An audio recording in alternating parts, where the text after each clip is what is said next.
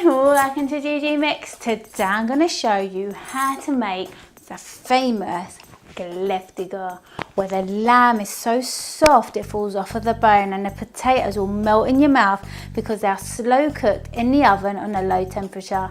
So let's get started. Oh yeah, and don't forget to watch till the end where I'll give you some plating tips and also what you can serve your Kleftiko with. So let's get started. In my dish, I've got my lamb shoulder. I know it's a little bit fattier than other cuts, but you'll get the best flavor from it, especially when it renders out onto the potatoes and give you that delicious flavor. I've seasoned my lamb with salt and pepper, and I've done the same to my potatoes, and I'm using 2 kilos of lamb with 1 kilo of potatoes, and I find that feeds about 4 to 6 people. I'm going to cook my Kleftiko in a traditional Greek Cypriot clay pot called a ggmix, but if you don't have one, you can still make this tasty Kleftiko. You can either use a Dutch oven, a baking tray, whatever you have handy, but if you are going to use your ggmix, I've got a great tip. What you've got to do first is fill it up with water and swirl it all the way around so that all the insides are covered, then pour all the water out. And what that's going to do is, first, it's going to stop it cracking when you put it into the oven, you know, because it's going to be so hot. And also, number 2, it's going to steam up all our meat and our potatoes, making them succulent and juicy. All right, so now it's time for some layering. In your pot, lay down a layer of potatoes first. This is so they can catch and soak up all the lamb's juices. Add a few bay leaves, then add a layer of lamb and a few cloves. I'm using 3. Then a layer of potatoes and a few more bay leaves, a layer of meat and cloves, and continue until you've used up all your ingredients.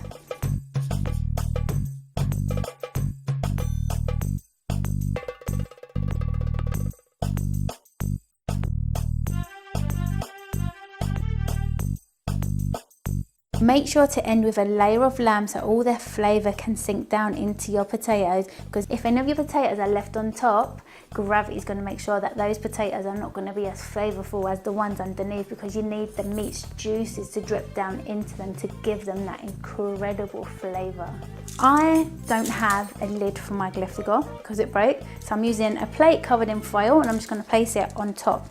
If you've got a lid on your pot, what you do is put a sheet of foil first and then put your lid on top to keep in all the moisture inside while everything is cooking. If you're using a Dutch oven or a baking tray, what you've got to do is put your meat and your potatoes in, make sure they're seasoned with salt and pepper first. Put some of your meat on top of your potatoes so the juices can sink inside your potatoes. Add in your bay leaves and your cloves, add a splash of water, and then cover your baking tray or your Dutch oven or whatever you're using with 3 sheets of foil to make sure that all that heat and that steam stays inside the tray so our potatoes and your meat is going to be soft and juicy.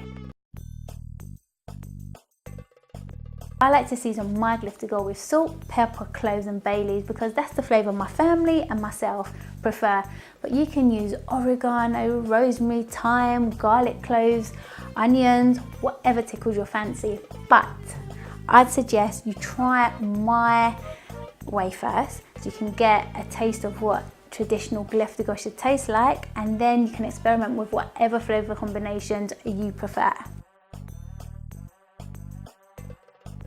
Now to cook the Kleftiko. There are 2 ways you can cook your Kleftiko. It just depends on how much time you have. Well, if you've got a lot of time, and I'm talking 6 to 7 hours, what you've got to do is turn your temperature down to 170 degrees and put your meat and potatoes in there to cook until the meat is falling off the bone and your potatoes are soft and succulent. If you want to speed things up a little, preheat your oven as I've said before, and then put your meat and potatoes inside and cook on the highest heat for 30 minutes to an hour. Then turn your temperature down to 170 degrees and cook for about 2 to 3 hours until the meat is falling off the bone and your potatoes are soft and juicy.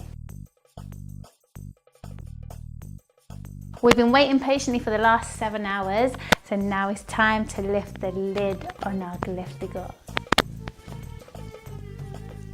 Oh, look at that. Oh, it smells so good. The potatoes are nice and golden. The meat looks perfect. Right, let me get a bit out. Oh, look at that. Ooh, look how soft it is. Oh, put a bit there. Get a potato. make it one this. Okay, look at this, look how soft it is. Oh, my potato's broken. Look how soft the potatoes are. Look at that. Get another bigger piece of meat. Oh, look at this. Look, it's come off the bone already. Look at that. Oops. Oh dear. I stick my hand in. Look at this. Look, the meat. Look, this meat just came off of that. Look at that. Look at this meat came off of the bone. Now, if I just do this, look.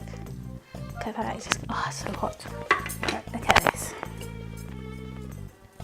Look at this meat. It just comes off like that. Look. I'm not even pushing hard.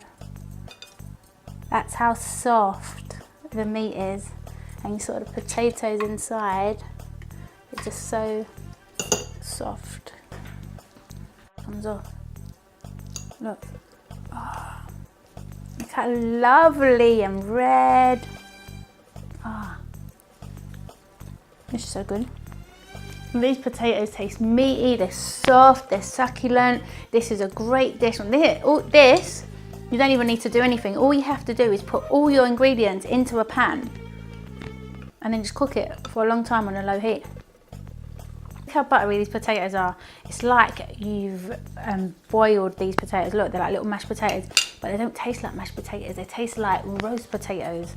They're wicked. Look how soft this meat is, look. I'm just touching it like that, look. This is a fantastic dish if you want to impress your guests. All you got to do is just wake up early the day that your guests are coming, just put everything into your pot or your pan if you're using a pan, and just leave it to cook for hours, and they will be impressed with the most succulent, tender lamb and the softest, juiciest potatoes. This is a dish you've got to make. This is so tasty.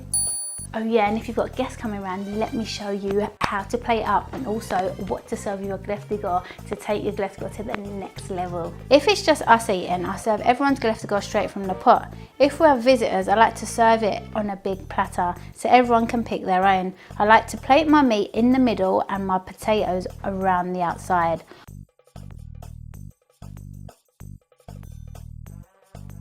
I always serve my Kleftiko with a traditional Greek salad, some bokuri, tzatziki, garam salada, hummus, galamada olives, chilies, and some Greek village bread. If you want to know how to make the best Greek salad and the easiest tzatziki in under 10 minutes, I'll leave a link to those videos below.